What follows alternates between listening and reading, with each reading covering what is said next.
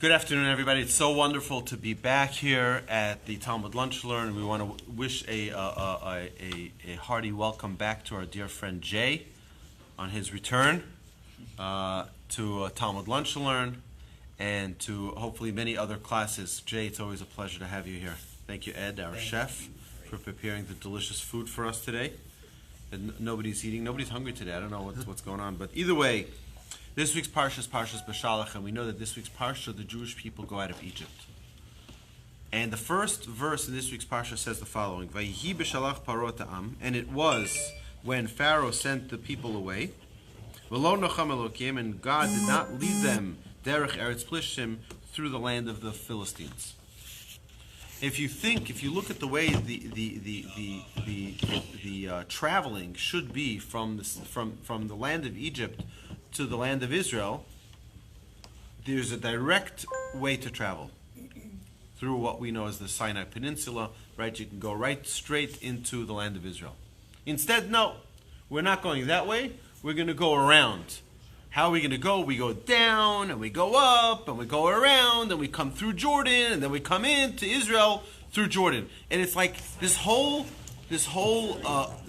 roundabout that the Jewish people are taking, just not to go through the Philistines. It doesn't make any sense. You know, you think if you're going from here to Dallas, you get on the I-45 and you go straight. No, we're going to go through San Antonio, El Paso, go up. It just doesn't make any sense. Why would you do that? Just go straight. There's a straight road for you to go. So our sages tell us that God did not want us to be impacted by the negative influences of the Philistines. They were a negative people. They were a corrupt culture. They were immodest. God says, I don't want the Jewish people falling and having another challenge. I'm going to take them around a roundabout way so that they don't fall into a place of temptation. So let's bring this to a practical term. Okay, the Talmud says a very interesting thing. Talmud says that if someone was traveling on the beach, right? So imagine you have a road. You have in Israel, it's called Kvish HaChof, right? It's the beach road, right? And you can go straight down. You look on your right side, or if you're going south, or if you're going north, you look on your left side, and you'll see the beach. And you'll see people by the beach, potentially. So what would happen in the times of the Talmud, in the times of the earlier days, people didn't have many sets of clothes like we have today. People had one set of clothes. And they would have to go get themselves undressed, wash their clothes in the sea, and then wait for it to dry, and then put their clothes back on. And then they would go in groups. The women would go together, and they would do their laundry together, and that was the way it was done. So the Talmud says the following. The Talmud says that if you're walking along that road, right along the beach, and potentially you could see things that are inappropriate. But you have another route you can take. You can take the next road. First street. You can go First Street, you can go up First Street, and that way you don't have to see anything. Okay? The Talmud says, if you went on Beach Road, and you didn't look, you avoided temptation, you resisted the urge to look at what was immodest, you're considered a sinner. But I didn't look. But you put yourself into a place of danger. You're considered as if you sinned. It's an unbelievable lesson for us. My rabbi, may he live and be well, has sent out a memo to all of his students about 10 years ago. And he said to us as follows. He said, if any of you, and we're all rabbis, so about 450 rabbis all around the world, students of my rabbi who are now, many of whom are here in Houston.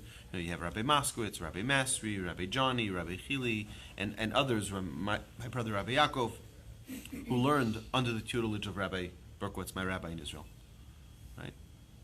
Not just, people who are trying to teach Torah and to inspire the world. He said, if you don't have any protection on your web browser, don't call me again. Don't consider me your rabbi. Don't call me again. Why?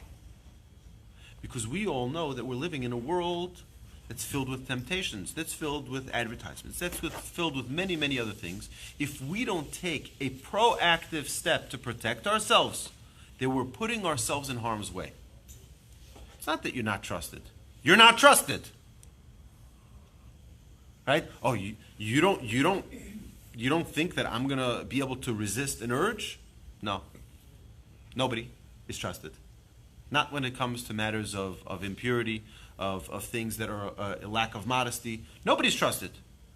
The Talmud says, Ein apotropos la'arayis. There's no one who's trusted when it comes to matters of sexuality. There's no one who's trusted. No one. Because we are all human beings at the end. At the end of the day, we're all human beings. So it's not that you should be locked up in a box. You have to work, you have to do things. Fine, do it. Have a protective measure. Today there are hundreds, if not thousands, of web filters. I use something which is called Web Chaver, right? And it's a great program because you can go anywhere you want, but you have a friend who's linked to you, and they get a report of every website you went to. Right? That may not be a good thing. Well, hopefully it's a very good thing because you have an extra pair of eyes overlooking. And if God forbid someone were to go to something which is inappropriate, it'll alarm the chaver, the friend, right? Again, the idea is that we aren't trusted in a sense, not that we're not good people, is that we're human. God says, I'm going to put them through the Philistines. I'm going to put them through that land. They may fall to temptation. It's better to avoid the temptation than to be in the temptation and resist it. Because you're much closer to falling if you're in it than if you're not. Where is it more difficult where is it easier to overcome a challenge? If someone goes to a club. Someone goes to a club. Is it easier for them to avoid temptation if they go to the club or if they don't even go? Anybody? If you don't even go. You mean like a drinking club? Any type of club. Mm-hmm. Any type of club. I'm not a health club. Okay. Oh. Maybe also health club, by the way. You mean Right? like, What about dance club? club? What? Yeah, Book club is fine, right? Night Depends club, which one, dance club. right? But you know what I'm talking about. The idea I think is very simple. Is that we're all human beings, and we're all capable of falling if we don't use extra protective measures to protect ourselves, to ensure that we stay in the proper spiritual plane. Then we're bound to fall. And we learn this from Hashem. We learn this from the Almighty. When He takes us out of Egypt, instead of going a direct line straight to the land of Israel, He takes us in a roundabout way so we avoid the temptations of the other lands. So my dear friends, have an amazing Shabbos.